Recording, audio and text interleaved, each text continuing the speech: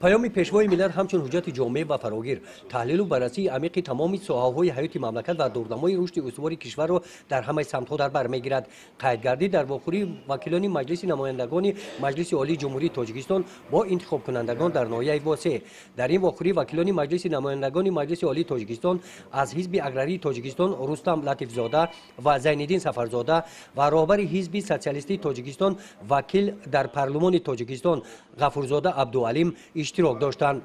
وکیلان مجلس نمایندگان نزد انتخاب کنندگانشان در برآمدشان ابراز نمودند که پیام رهبری دولت نشان می‌دهد که در مرکز سیاست پیشوای ملت محض ارزش‌های بنیادی چون بهبودی وضعیت زندگی مردم، تامین رشد بردوام اقتصادی و اجتماعی کشور، احیا و تقویت فرهنگ و ارزش‌های ملی، حفظ منفعت‌های ملی، تامین ثبات و امنیت مملکت، تامین جایگاه استوار کشور در صحنه بین‌المللی قرار گرفتند.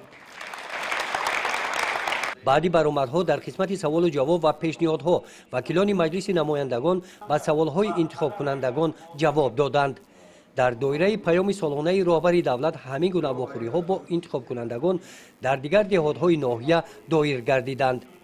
گزارش خواجه نظریف خدای نظر ظهوروف از ناحیه واسع برای برنامه اطلاعاتی نوید.